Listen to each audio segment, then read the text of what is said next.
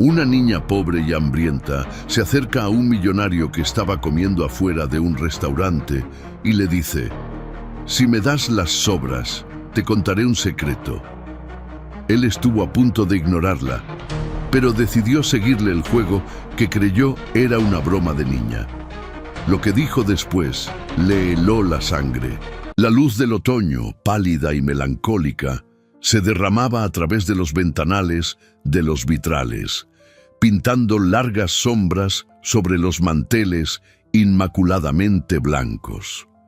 Para Arturo, el mundo parecía haber perdido el color hacía exactamente un año, y aquel domingo era solo otro lienzo gris en su desvaída existencia. El restaurante, antes un santuario de risas y promesas, ahora era un mausoleo de memorias. Sentado en la misma mesa de la esquina, la preferida de Elisa, observaba la silla vacía frente a él, un hueco que hacía eco al vacío en su pecho. El aroma intenso del café expreso que un día lo animaba, ahora solo traía a flote el recuerdo de ella, de la forma en que sostenía la taza con ambas manos, como si quisiera absorber todo el calor del mundo. Su plato, un risotto de azafrán, que era el favorito de ella, permanecía intacto, el tenedor girando distraídamente entre sus dedos, creando pequeños surcos en la superficie cremosa. Recordaba aquel último día con una claridad dolorosa. Elisa llevaba un vestido azul celeste, el color de sus ojos cuando sonreía.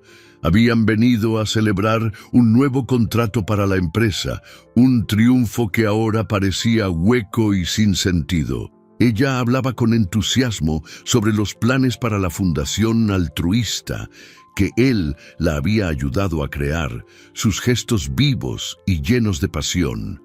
Y entonces, la pausa, la mano en el pecho, la expresión de confusión, el suspiro suave antes del silencio. Los médicos dijeron que había sido súbito, un infarto fulminante, una falla traicionera en un corazón que parecía tan lleno de vida. Impredecible, indoloro, le aseguraron. Pero el dolor que quedó era insoportable, una carga que Arturo llevaba en cada paso, en cada respiro. Su mejor amigo y socio, Daniel, había sido su roca, el único pilar que lo mantuvo en pie en medio del derrumbe.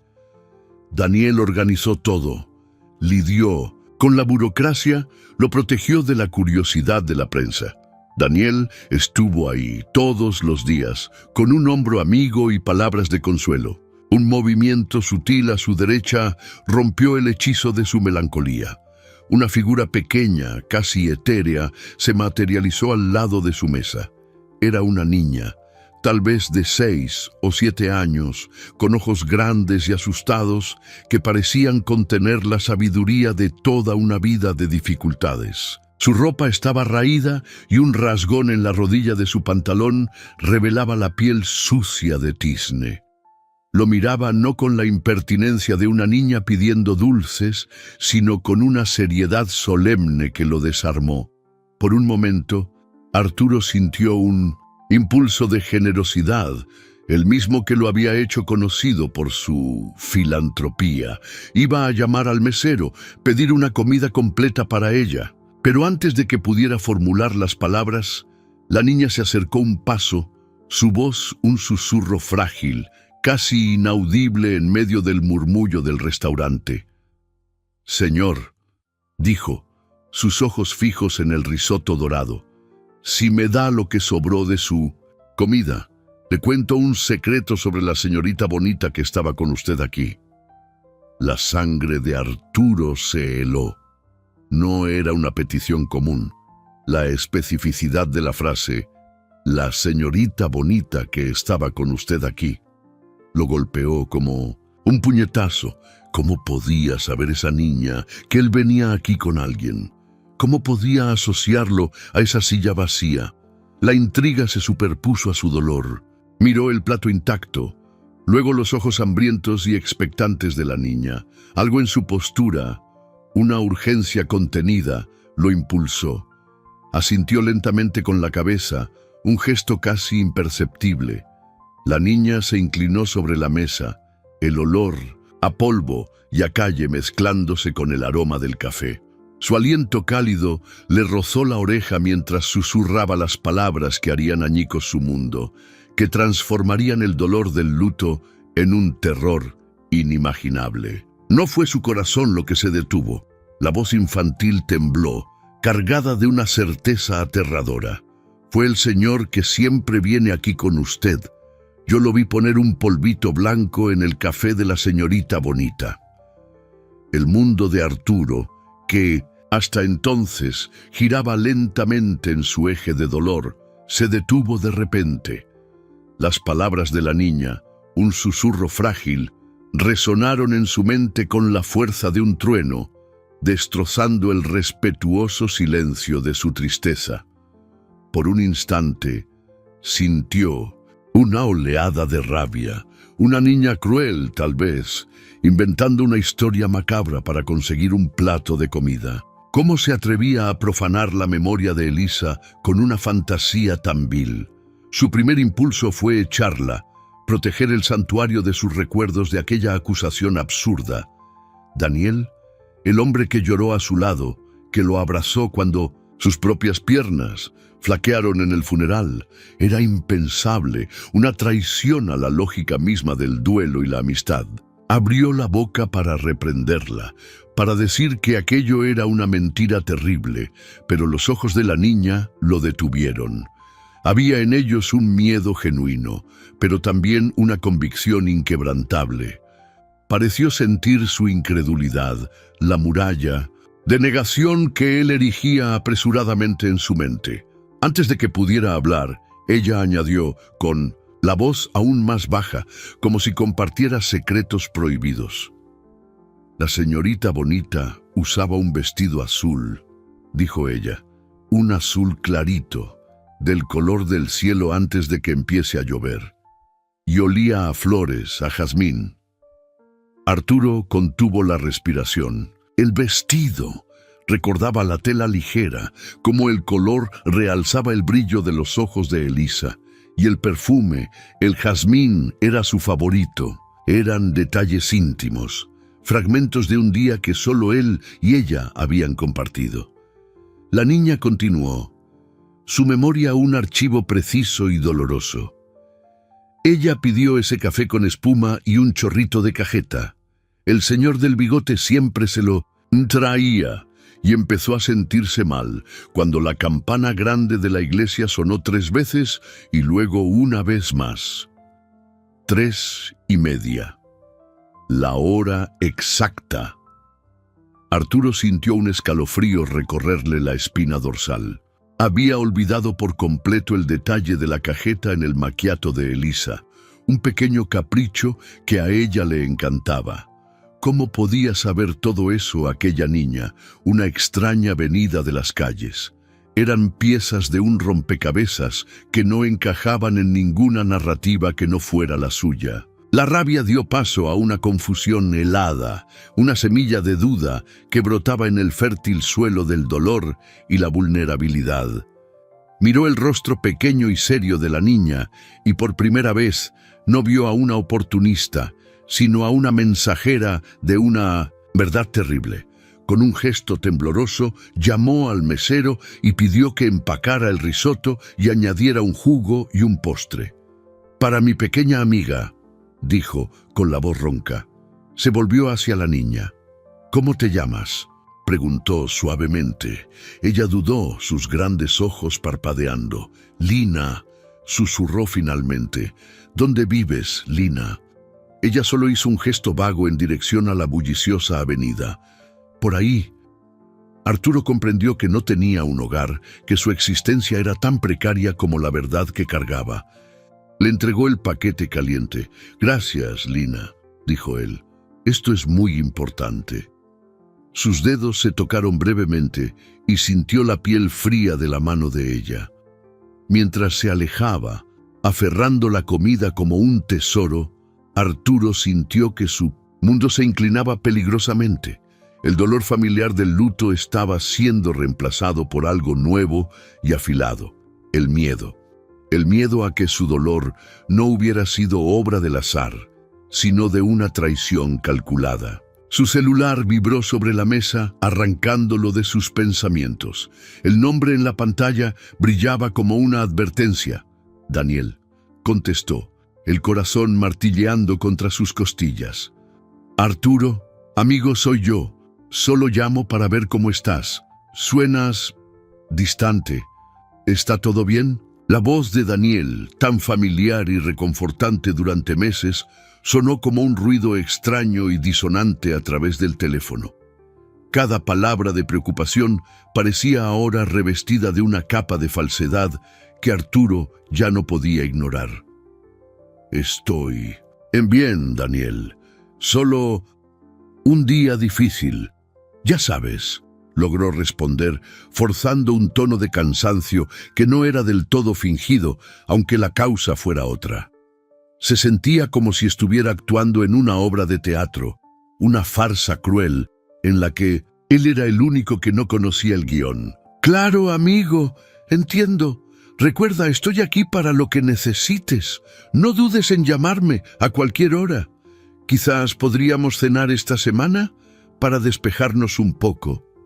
La invitación, que antes habría sido un bálsamo, ahora sonaba como una trampa. Cenar con el hombre que tal vez...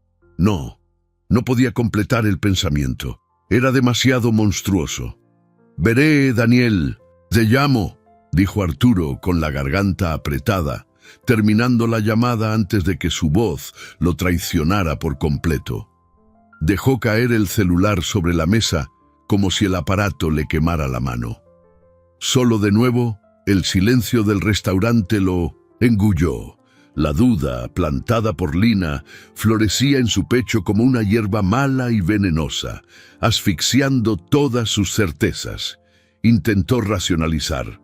Lina era una niña de la calle, probablemente traumatizada, quizás con una imaginación fértil, que mezclaba fragmentos de conversaciones que oía, pero los detalles, el vestido azul celeste, el macchiato con cajeta, la hora exacta, eran hechos que solo alguien que estuvo allí podría saber. Cerró los ojos, intentando recordar aquel día, hurgando en cada rincón de su memoria. Daniel no estaba allí. Estaba seguro. Lo habría visto. ¿O no? Su dolor era una niebla, densa, que lo oscurecía todo. Quizás Daniel estaba en otra mesa, quizás llegó y se fue sin que él se diera cuenta. Pero, si hubiera estado, ¿por qué nunca lo mencionó? ¿Por qué permitir que Arturo creyera que estaba solo en aquel momento fatídico, cuando su mejor amigo podría haber estado a pocos metros de distancia? La omisión era lo que gritaba, una alarma silenciosa en su mente. Una necesidad urgente de actuar se apoderó de él, una claridad fría que cortó a través de la niebla del luto. Necesitaba una prueba, un punto de partida, algo concreto a lo que aferrarse en medio del vértigo de sus sospechas. Se levantó, dejando el dinero sobre la mesa, y caminó con paso firme hacia el mostrador del gerente. Marco, el gerente de los vitrales, desde hacía más de una década, lo saludó con una sonrisa triste y respetuosa. Señor Garza, lamento su pérdida. Es bueno, aunque sea en circunstancias tristes, verlo de nuevo. Arturo forzó una sonrisa. Marco, gracias. Necesito un pequeño favor. Estoy organizando unos papeles viejos y necesito verificar un gasto. ¿Tendrías los registros de reservaciones del 1 de octubre del año pasado?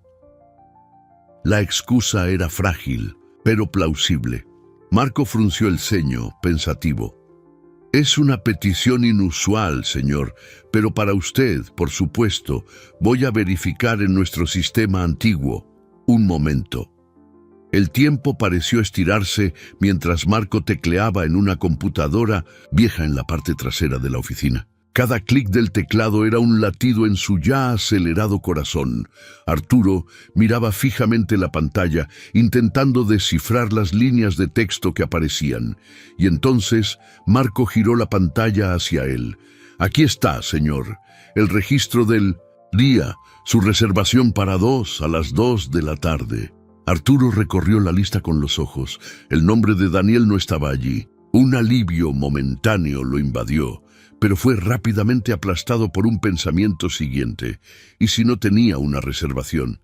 Marco, dijo con la voz controlada, ¿podrías verificar la lista de pagos con tarjeta de crédito de ese día? Tal vez un almuerzo de negocios que olvidé registrar. Marco, siempre servicial, accedió a otro archivo. La lista apareció en orden cronológico. Arturo bajó la vista por ella, el nombre de proveedores, de otros clientes, y entonces lo envió. A las 15:47, 15 minutos después de que la ambulancia se llevara a Elisa un pago. El nombre en la tarjeta era inequívoco: Daniel Montes. Estuvo allí y nunca dijo una palabra. La omisión no era un olvido, era una confesión silenciosa, y el suelo bajo los pies de Arturo, ya frágil, finalmente se abrió. La setting, imagen del nombre de Daniel en la pantalla de la computadora, se grabó en la retina de Arturo. 15 minutos. Estuvo allí, a meros metros de distancia, durante casi una hora, y lo vio todo. Vio el pánico, la llegada de la ambulancia, la desesperación de Arturo, y eligió permanecer invisible. La mentira por omisión era más cortante que cualquier falsedad dicha en voz alta. Era una traición calculada, fría. Pagó su cuenta y se fue, dejando que Arturo se hundiera solo en la tragedia, para después resurgir como el ángel consolador. La dualidad del acto era tan perversa que Arturo sintió una náusea subirle por la garganta. Agradeció a Marco con una voz que apenas reconoció como suya y salió del restaurante, el aire frío de la tarde golpeándole el rostro como una bofetada. Necesitaba aire, necesitaba pensar, pero su mente era un torbellino de imágenes. La sonrisa de Elisa, el rostro preocupado de Daniel, el polvito blanco descrito por Lina. Las piezas encajaban con una precisión aterradora. En los días que siguieron, la paranoia comenzó a instalarse. Cada llamada de Daniel, cada mensaje de texto preguntando cómo estaba, parecía una provocación sádica. Arturo respondía con monosílabos, inventando excusas para no verlo, sintiéndose un impostor en su propia vida. El luto se había transformado en un tipo diferente de agonía, una vigilancia constante, un miedo que lo dejaba insomne. Se sentía acechado en su propia casa. Para el mundo, él era el joven millonario filántropo, sumido en una tristeza digna, pero por dentro era un hombre atormentado, intentando desesperadamente discernir la verdad de la locura. Estaba perdiendo el juicio.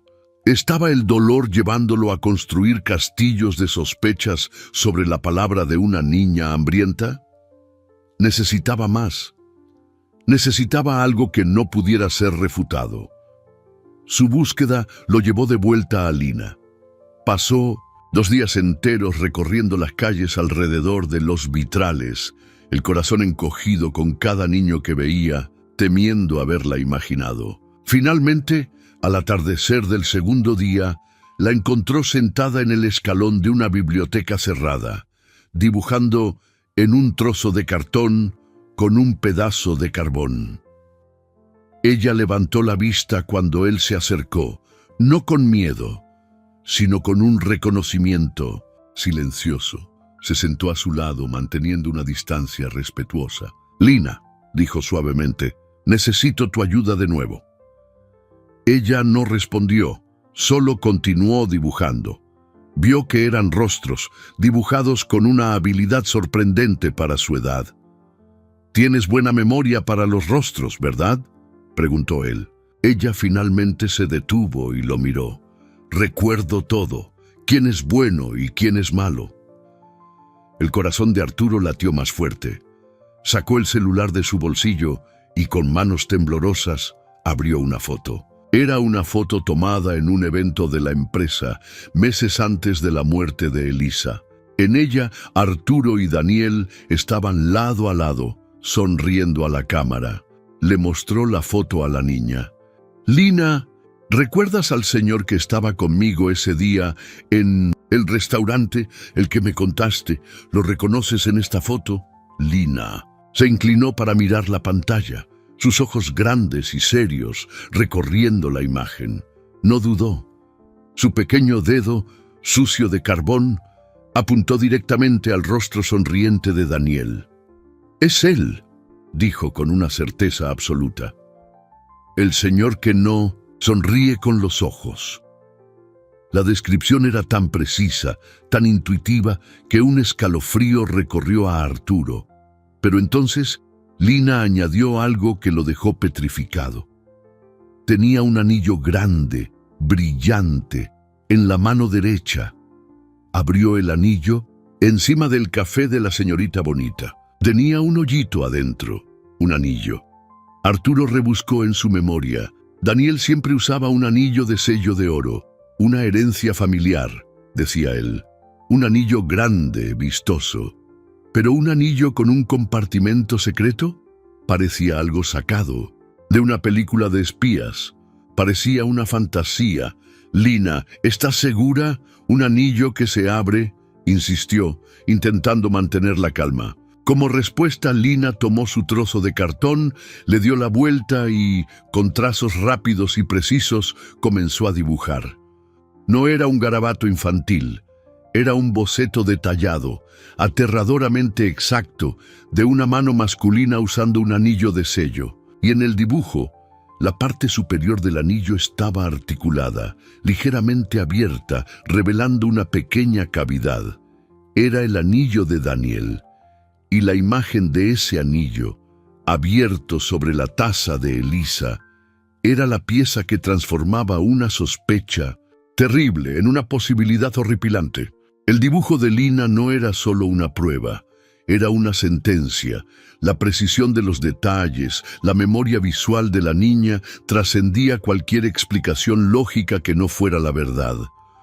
Arturo miró el boceto en el cartón sucio y vio no solo un anillo, sino el arma del crimen.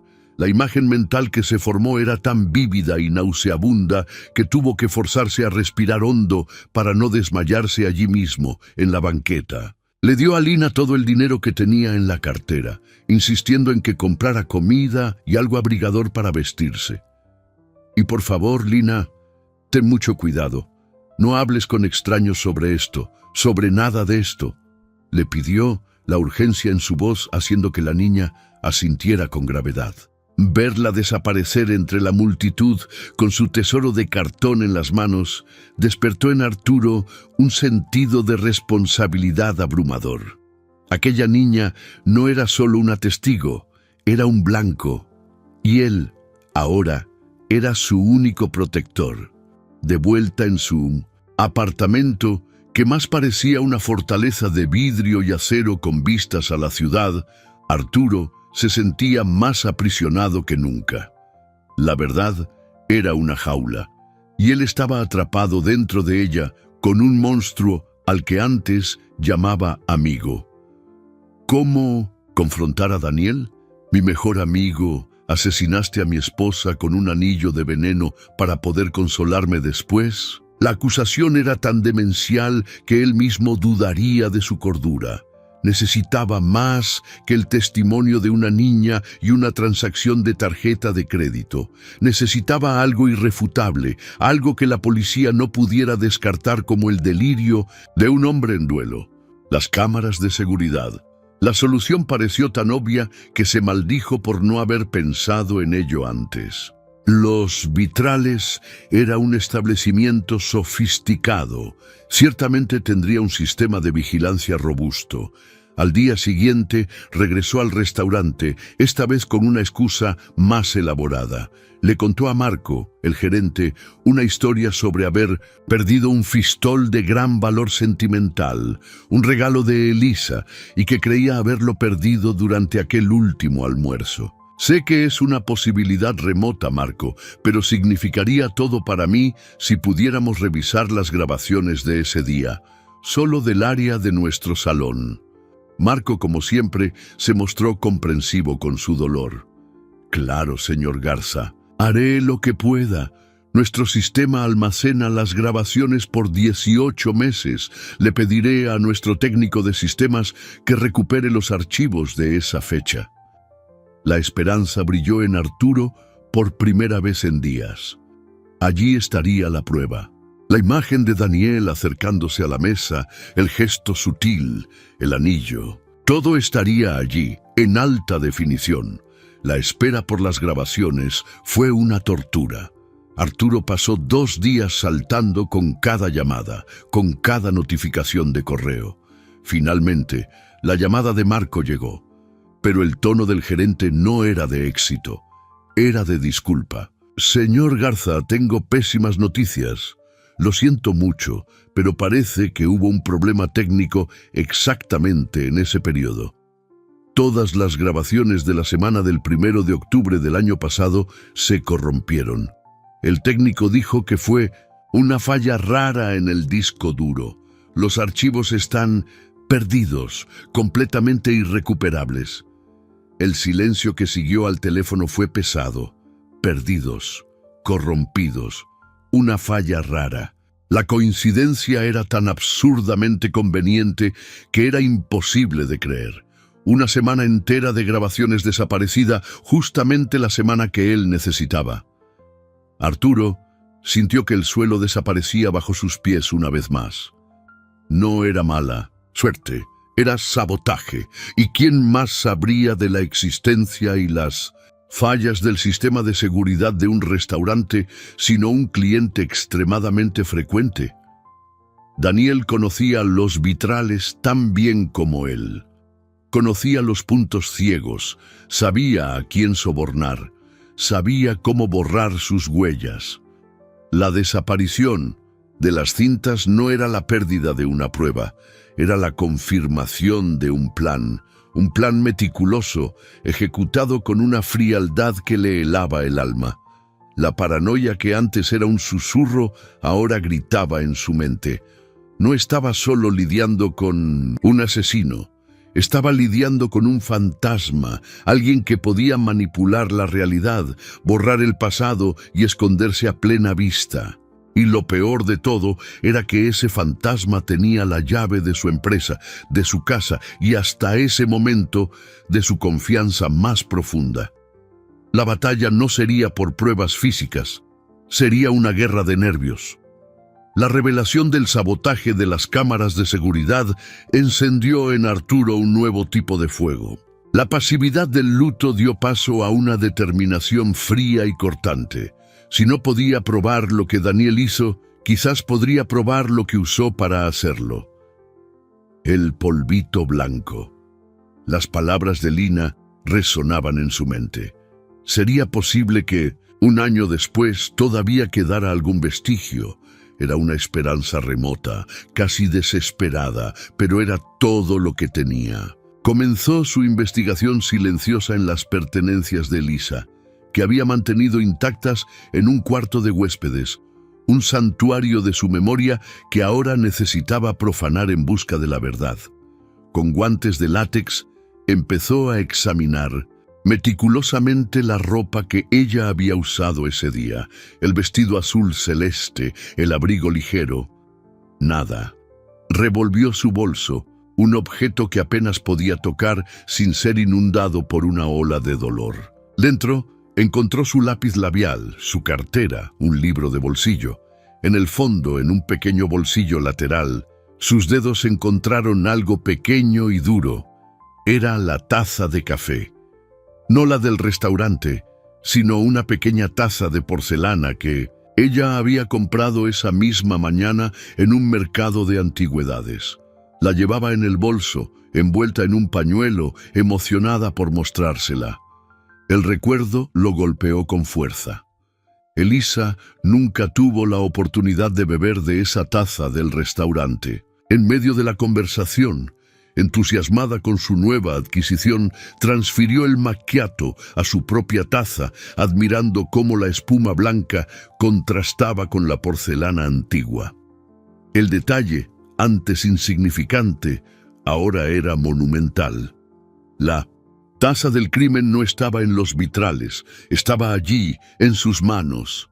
Con un cuidado quirúrgico, colocó la taza en una bolsa de evidencias improvisada y, usando contactos que su riqueza le permitía, la envió para un análisis forense discreto en un laboratorio privado, alegando que era para una prueba de contaminación ambiental en un artículo familiar. Mientras esperaba los resultados, la presión de Daniel aumentaba. Llamaba con más frecuencia, su voz siempre cargada de una preocupación que ahora a Arturo le sonaba como la de un carcelero revisando su celda. «Amigo, no te ves bien. La gente en la empresa está comentando. Estás pálido, distraído. Quizás sea hora de que te tomes unas vacaciones más largas, que me dejes encargarme de las cosas por un tiempo». La sugerencia estaba cubierta de un falso altruismo, pero la intención era clara: alejarlo, aislarlo, asumir el control.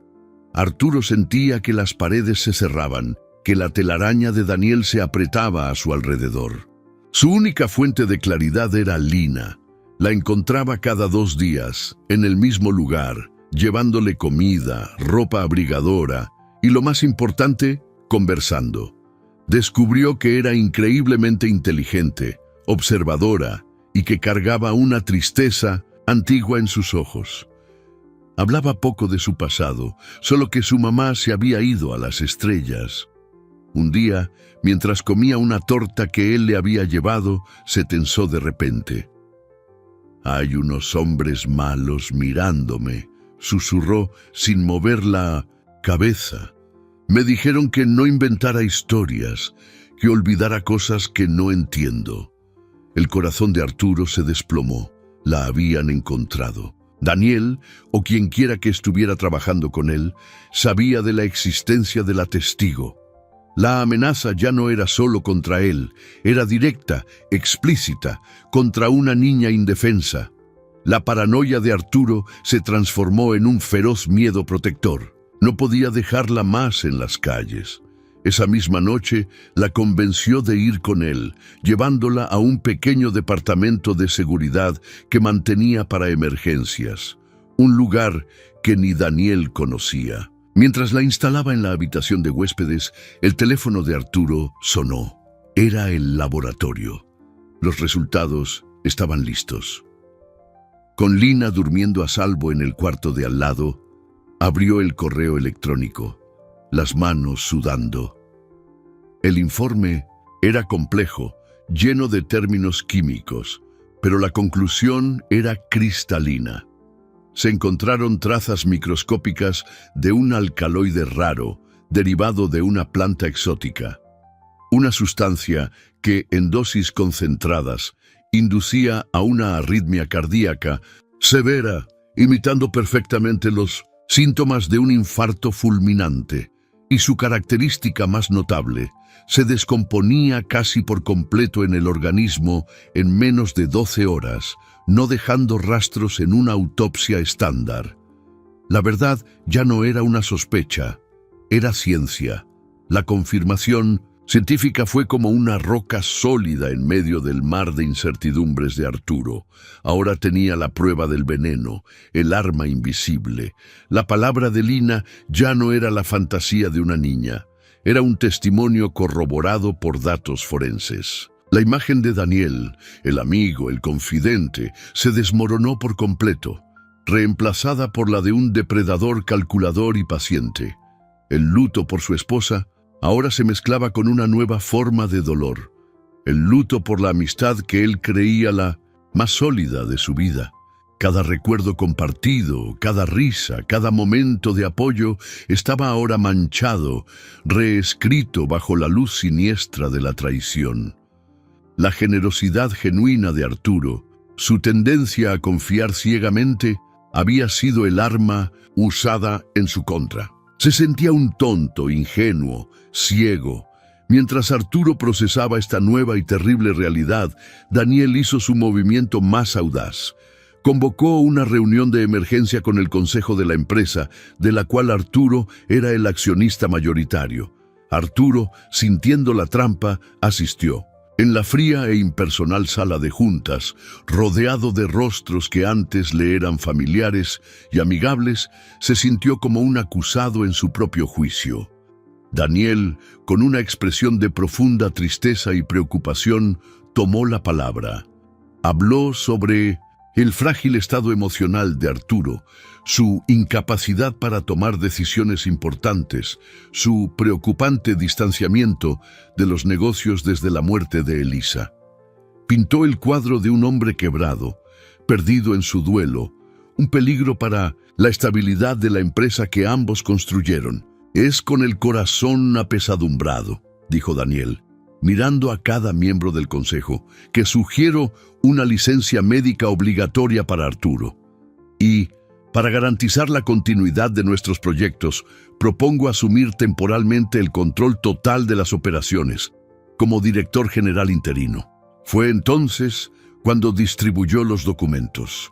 Eran dictámenes de psicólogos que Arturo nunca había consultado, informes de desempeño manipulados y, lo más impactante, un poder notarial, preparado meses antes, que le daría amplios poderes sobre los activos de la empresa en ausencia de Arturo. El plan era claro y había estado en marcha durante mucho tiempo. La muerte de Elisa no había sido un acto aislado de crueldad, era el primer y más crucial paso de un golpe corporativo. La eliminación de la amada esposa era la clave para desestabilizar al esposo y tomar su imperio. Arturo permaneció en silencio durante todo el discurso, observando el rostro de Daniel. Ya no veía a su amigo, sino a un extraño con una máscara de compasión. La arrogancia de Daniel era su punto débil. Subestimaba a Arturo, veía solo al hombre gentil y enlutado, no la furia fría que crecía en su interior. Cuando Daniel terminó, todos los ojos se volvieron hacia Arturo, esperando una explosión, una negación, quizás lágrimas.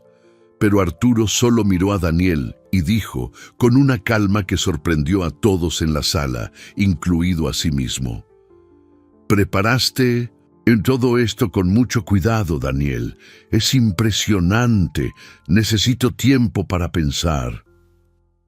Se levantó y salió de la sala, dejando tras de sí un silencio de estupefacción. La batalla ya no era solo por la memoria de Elisa o la protección de Lina. Ahora era por su propia supervivencia, por su empresa, por su legado. Esa noche, en el departamento de seguridad, mientras observaba a Lina dormir, un sueño tranquilo que ella no había tenido en mucho tiempo, Arturo tomó una decisión. Aún no podía ir a la policía. La palabra de una niña de la calle y un informe forense obtenido de forma privada contra un empresario respetado como Daniel sería su palabra contra la de él. Y Daniel ya había preparado el terreno para desacreditarlo como mentalmente inestable. Necesitaba algo más grande. Necesitaba entender el por qué a una escala que nadie pudiera ignorar. Contrató a un investigador privado, un ex policía discreto y eficiente llamado Matías, con una única instrucción: investigar a Daniel Montes.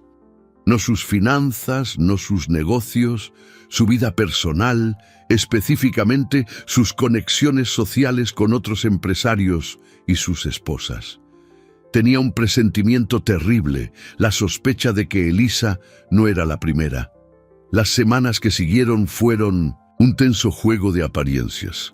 En público y en la empresa, Arturo adoptó la persona que Daniel había creado para él, la de un hombre fragilizado, cediendo gradualmente al control de su amigo preocupado.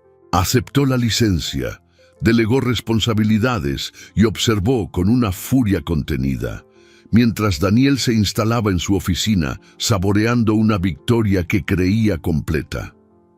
Cada sonrisa solidaria de Daniel, cada palmada en la espalda, era como ácido en su piel. Pero detrás de esa fachada de sumisión, Arturo operaba en las sombras, moviendo las piezas de su propio tablero. Todas las noches se reunía con el investigador privado, un hombre canoso y directo llamado Matías, que le traía piezas de un rompecabezas cada vez más oscuro. La primera pieza llegó una semana después. Matías descubrió que 3 años antes, la esposa de un magnate del sector inmobiliario, un competidor que Daniel y Arturo estaban tratando de adquirir, murió súbitamente. Causa de muerte registrada: infarto fulminante. La mujer tenía 42 años y ningún historial de problemas cardíacos. 6 meses después, el viudo, devastado e incapaz de gestionar sus negocios, vendió su empresa por una fracción de su valor. El comprador, la corporación de Daniel y Arturo, en un acuerdo liderado agresivamente por Daniel. Arturo sintió un hielo recorrerle la espina dorsal. Era una coincidencia perturbadora. La segunda pieza llegó unos días después, aún más siniestra. Matías desenterró un caso de 5 años atrás. La esposa de un brillante inventor de tecnología, cuya patente Daniel codiciaba, también falleció de forma inesperada. La causa oficial, una vez más, fue una arritmia cardíaca súbita. El inventor, consumido por el luto, abandonó sus proyectos, y la patente terminó siendo adquirida por un consorcio secreto, del cual Matías logró rastrear una conexión financiera indirecta con Daniel. El patrón se estaba volviendo innegable. No se trataba solo de poder corporativo, era una estrategia depredadora y asesina. Daniel no era un traidor, era un depredador en serie, que usaba el dolor y el luto como herramientas de negocios. Elisa no había sido el objetivo principal. Era solo un obstáculo, un daño colateral en el camino hacia el verdadero premio, el imperio de Arturo. La Cheatham revelación transformó el dolor personal de Arturo en una responsabilidad abrumadora. Había otras víctimas, otras familias destruidas por la misma crueldad. No solo buscaba justicia para Elisa, buscaba justicia para todas ellas. Mientras tanto, su relación con Lina se profundizaba. En el confinamiento del Departamento de Seguridad, descubrió a una niña de una resiliencia e inteligencia extraordinarias. Aprendió a leer con una velocidad impresionante, devorando los libros que él le traía. Hacía preguntas perspicaces sobre el mundo, y su sonrisa, cuando aparecía, era como un rayo de sol en medio de la oscuridad de Arturo. Ella le recordaba el propósito de su lucha. Fue durante una de esas tardes tranquilas que la mayor de todas las revelaciones salió a la luz, no de Matías, sino de la propia Lina. Arturo le estaba mostrando fotos antiguas en su tableta, tratando de darle un atisbo de una vida normal.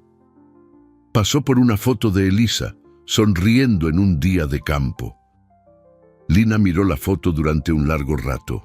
«Se parece a mi mamá», dijo con la voz baja y entrecortada. Arturo la miró confundido.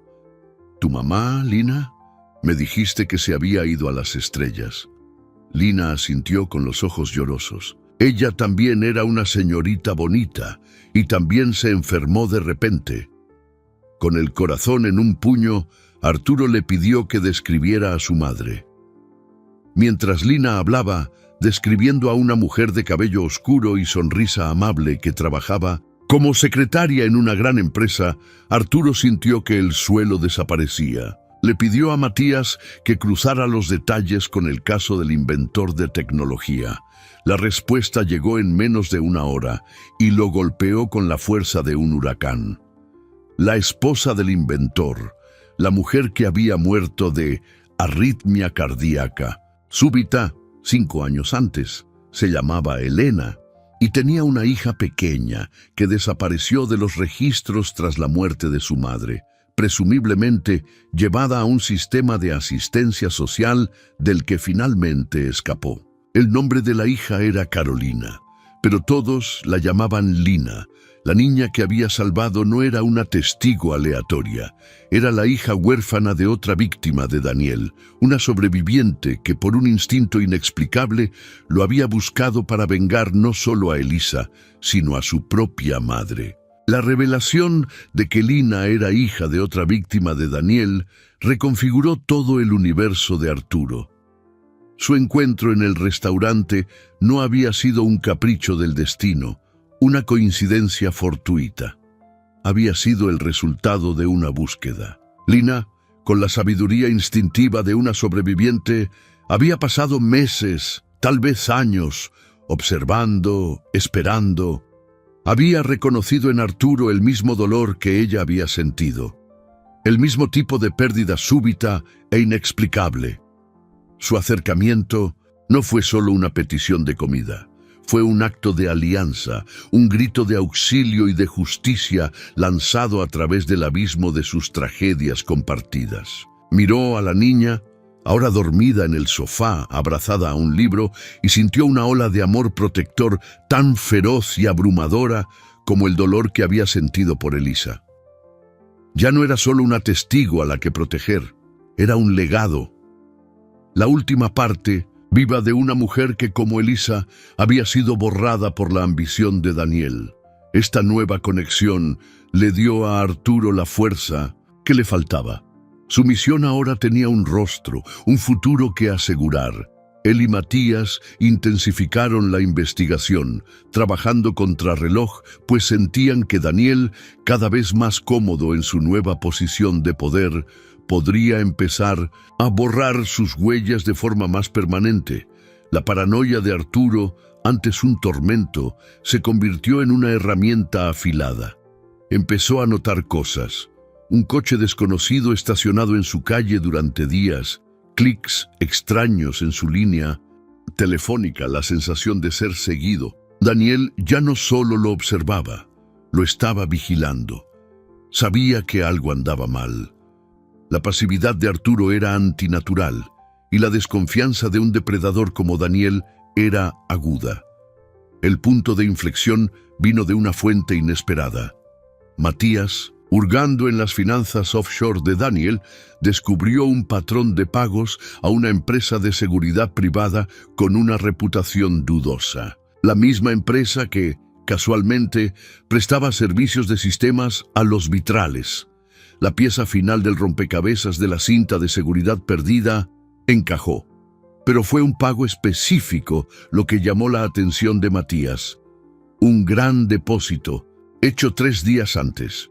Matías investigó más a fondo y descubrió el propósito del pago, un trabajo de eliminación de plagas, en una dirección que hizo que la sangre de Arturo se helara.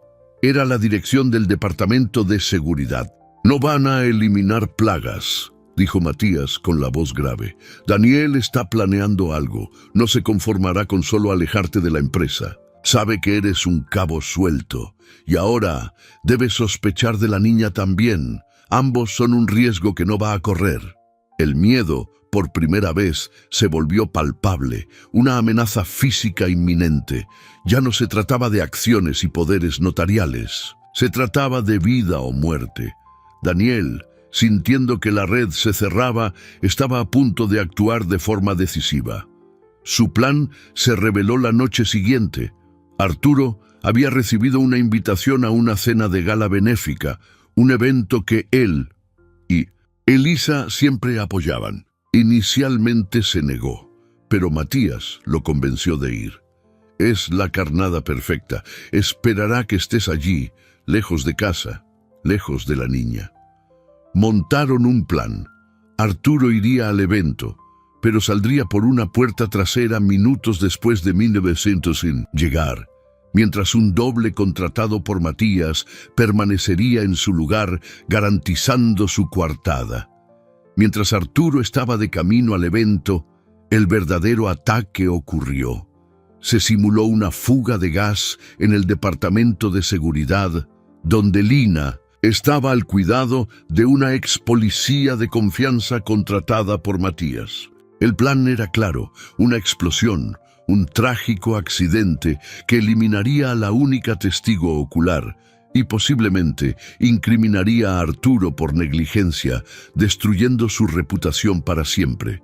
Pero Matías y su equipo estaban preparados. Interceptaron al equipo de mantenimiento enviado por la empresa de seguridad de Daniel y los detuvieron antes de que pudieran causar ningún daño. Cuando Arturo, con el corazón en la garganta, recibió la llamada de Matías, confirmando que Lina estaba a salvo y que los agresores habían sido capturados, el alivio fue seguido por una furia helada. Daniel había cruzado la línea final. Había intentado matar a una niña. La guerra silenciosa había terminado. Era hora del enfrentamiento final. Arturo sabía que no podía simplemente entregar a los hombres capturados a la policía. Eran solo peones. Necesitaba al rey. Y sabía instintivamente que la única manera de derribar a Daniel era usar su propia arrogancia y su desprecio por Arturo y Lina en su contra. La trampa tenía que ser psicológica, una ruptura de su fachada de control, y él tenía la carnada perfecta, el coraje de una niña que ya no tenía nada que perder. El plan era arriesgado, una apuesta de todo, o nada que ponía a Lina en el centro del peligro, pero era la única manera. Arturo pasó horas hablando con ella, explicando no los detalles sórdidos, sino la esencia de la situación. No la trató como a una niña, sino como a una socia, una aliada. Lina, el hombre malo, Daniel, cree que solo eres una niña asustada, cree que tus recuerdos son fantasías, cree que puede engañarnos, dijo Arturo arrodillado frente a ella, sosteniendo sus pequeñas manos. Pero nosotros sabemos la verdad. ¿Tienes el valor de demostrarle que está equivocado? Los ojos de Lina, que ya habían visto tanto, no vacilaron. Había en ellos una determinación que reflejaba la de Arturo. Por mi mamá y por Elisa, respondió con la voz firme. No le tengo miedo. La trampa se montó en el lugar donde todo comenzó. Los vitrales. Arturo llamó a Daniel con la voz cargada de un pánico fabricado. Daniel, necesito verte. Ahora.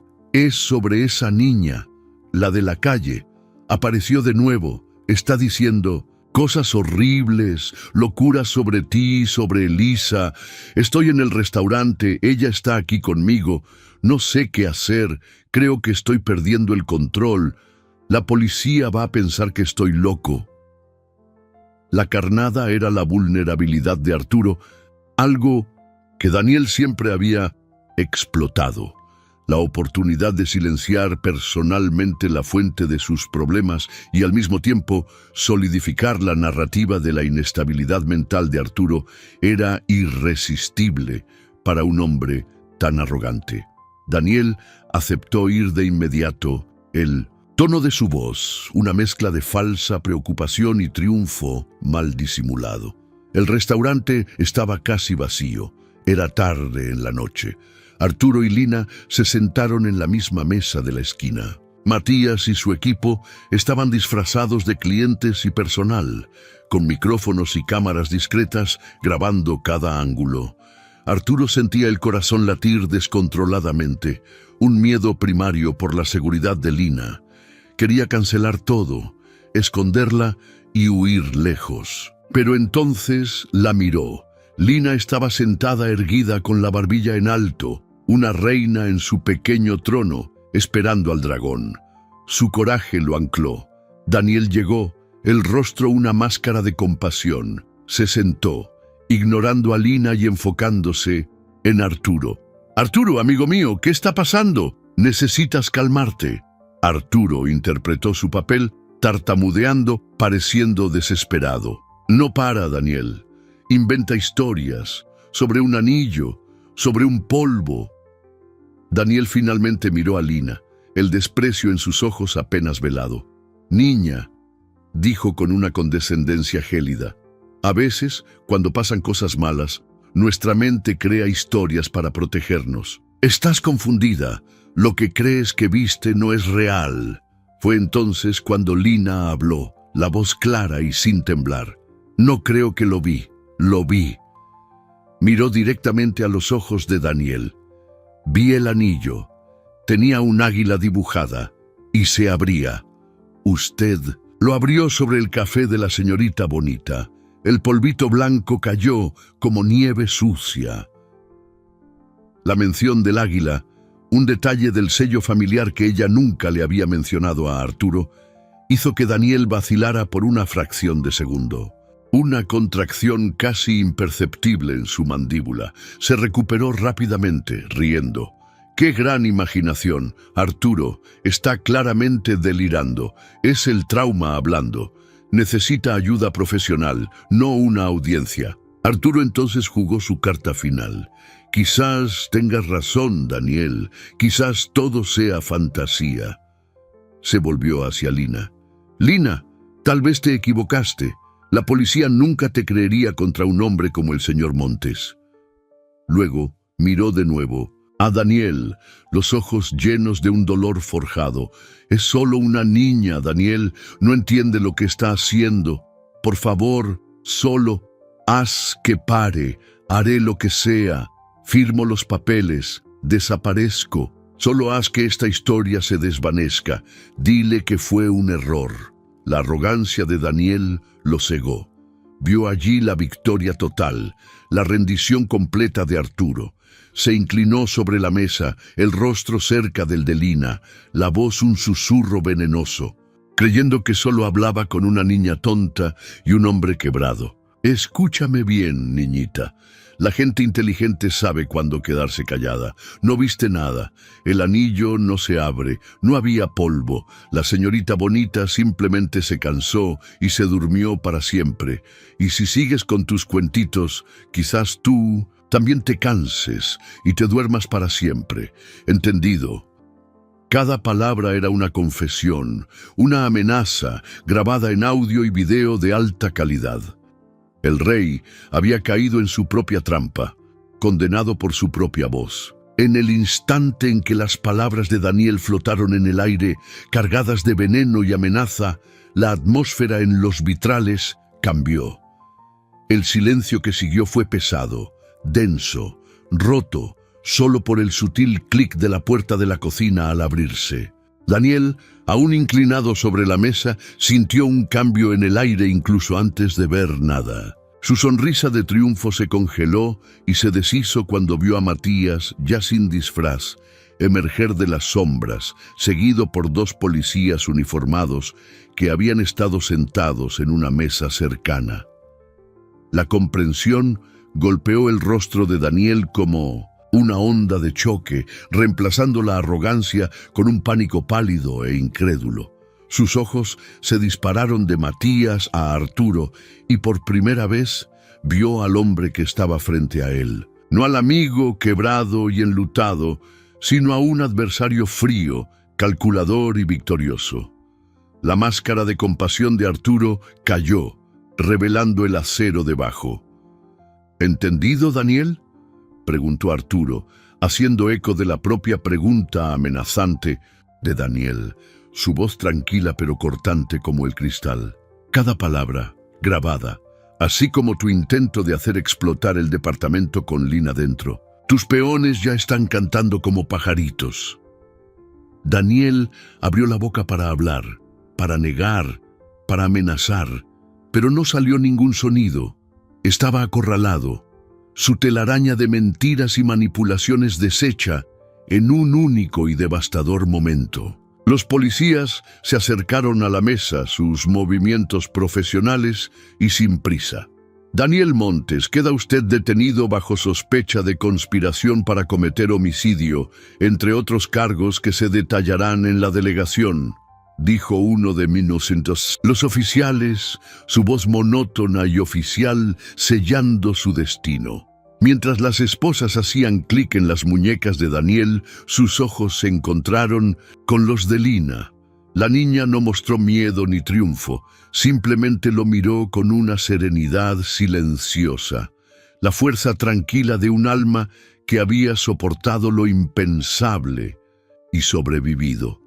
En esa mirada, Daniel no vio a una niña, sino el rostro de todas sus víctimas, la personificación de la justicia que creía haber engañado para siempre. Se lo llevaron, un hombre despojado de su poder y su fachada, dejando atrás solo el eco de su traición. Tan pronto como la puerta del restaurante se cerró, Arturo soltó el aliento que no sabía que estaba conteniendo. Se volvió hacia Lina, el cuerpo temblando por la adrenalina y el abrumador alivio. La envolvió en sus brazos, un abrazo que era tanto para protegerla como para anclarse en ella. «Se acabó, Lina, se acabó», susurró en su cabello. «Fuiste tan valiente, más valiente que nadie que haya conocido». Ella se acurrucó en su pecho y por primera vez desde que la conoció, él la sintió relajarse por completo, el pequeño cuerpo finalmente permitiéndose sentirse seguro. En los días y semanas que siguieron, la historia salió a la luz, no como un escándalo mediático, sino a través de los canales legales y discretos que Arturo y Matías aseguraron. Las pruebas eran abrumadoras. La confesión grabada, el testimonio de los hombres capturados, los informes forenses, las investigaciones de Matías sobre las otras muertes, otras familias que habían vivido durante años con el dolor de pérdidas inexplicables, finalmente recibieron respuestas. La red de engaños de Daniel era vasta y sus crímenes más atroces de lo que Arturo jamás había imaginado. La empresa fue reestructurada, los elementos corruptos eliminados, y Arturo, aunque todavía llevaba las cicatrices, retomó su lugar, no con la ambición de antes, sino con un nuevo sentido de propósito. La batalla más importante, sin embargo, se libraba lejos de los tribunales y las salas de juntas. Era la batalla por el alma de una niña y la reconstrucción de una vida. Arturo inició el proceso legal para convertirse en el tutor de Lina, no por obligación ni por lástima, sino por un amor profundo y genuino. Ella era la luz que lo había guiado a través de su más profunda oscuridad. Le había dado una razón para luchar cuando había perdido todas las demás. Y él a cambio le daría lo que le habían robado: un hogar, seguridad, educación y sobre todo una familia. Descubrió que la verdadera riqueza no estaba en su imperio corporativo, sino en la risa de Lina resonando por los pasillos de su apartamento, en la forma en que ella sostenía su mano, en la confianza inquebrantable que depositaron el uno en el otro. 7 semanas después de esa noche fatídica en Los Vitrales, la vida de Arturo era irreconocible. El dolor del luto por Elisa todavía existía, una suave cicatriz en su corazón que siempre le recordaría el amor que perdieron, pero ya no era la fuerza dominante en su vida. La tristeza había sido atemperada por la gratitud y suplantada por una nueva y vibrante forma de amor. El papeleo final había llegado esa mañana. Con un trazo de pluma, lo que sus corazones ya sabían se hizo oficial. Él era el padre de Lina. Su apellido ahora era Garza. No era un reemplazo, sino una adición, una fusión de 2 vidas rotas en un nuevo todo, más fuerte y resiliente. La niña huérfana de las calles y el millonario solitario habían encontrado el uno en el otro lo que ambos creían haber perdido para siempre: un hogar. Para celebrar no hubo una fiesta grandiosa ni un evento extravagante. Su celebración fue silenciosa, íntima y profundamente significativa. Regresaron a Los Vitrales. El lugar, antes un mausoleo de dolor y traición, necesitaba ser resignificado. Necesitaba convertirse en un símbolo de su nuevo comienzo. Al entrar, Marco, el gerente, lo recibió con una sonrisa genuina y cálida, sin la sombra de la pena que antes marcaba su rostro. Los condujo no a la oscura mesa de la esquina, sino a la mejor mesa del restaurante, junto al ventanal, donde la luz del sol de la tarde entraba, dorada y prometedora. Lina, usando un vestido nuevo, no azul celeste, sino de un amarillo vibrante, como su personalidad, miraba todo con ojos maravillados. Arturo pidió el menú y con una sonrisa se lo entregó a Lina. «Hoy, mi niña, tú eliges todo lo que quieras». Ella estudió las palabras con la seriedad de una académica, decidiendo finalmente por un plato de pasta con salsa de queso y de postre la copa de helado de chocolate más grande que el restaurante pudiera ofrecer. Mientras comían, no en un silencio melancólico, sino en medio de conversaciones animadas sobre libros, estrellas y lo que quería ser de mayor, una mezcla de detective y artista, Arturo se encontró observándola. Veía en ella la inteligencia de su madre, la resiliencia de una sobreviviente y una bondad innata que el mundo no había logrado borrar. Ella no solo lo había salvado de un engaño mortal, lo había salvado de sí mismo, de la prisión de su propio luto. Después del postre, Arturo llamó a Marco y tuvo una conversación privada con él. Hizo una generosa donación al restaurante con una condición. En una pared discreta cerca de la entrada, pidió que se colocara una pequeña placa de latón, no con nombres, para evitar el sensacionalismo, sino con un mensaje sencillo: en memoria de todas las almas cuya luz fue apagada demasiado pronto por la oscuridad de la codicia. Que su recuerdo sea un faro para la verdad y la justicia. Los vitrales ya no sería solo un lugar de encuentros, sino un memorial silencioso, un recordatorio de que la verdad, por más dolorosa que sea, tiene el poder de sanar y transformar. Al salir del restaurante, tomados de la mano, la luz del atardecer bañaba la ciudad en tonos de rosa y naranja. Lina se detuvo en la acera y miró a Arturo. «Papá», dijo, la palabra aún nueva y maravillosa en su boca, «Elisa y mi mamá están juntas en las estrellas ahora, cuidándonos». Arturo se arrodilló para estar a su altura, el corazón llenándose de una emoción tan intensa que casi lo dejó sin aliento. «Estoy seguro de que sí, mi amor, y creo que están muy orgullosas de nosotros». Sabía que su viaje no había borrado el pasado, sino que lo había honrado.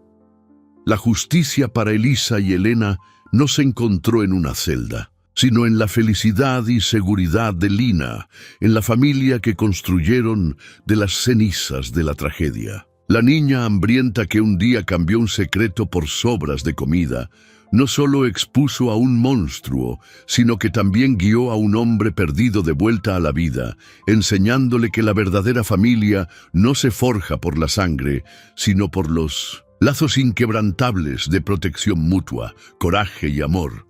Y en este nuevo comienzo, ambos encontraron la redención más dulce de todas.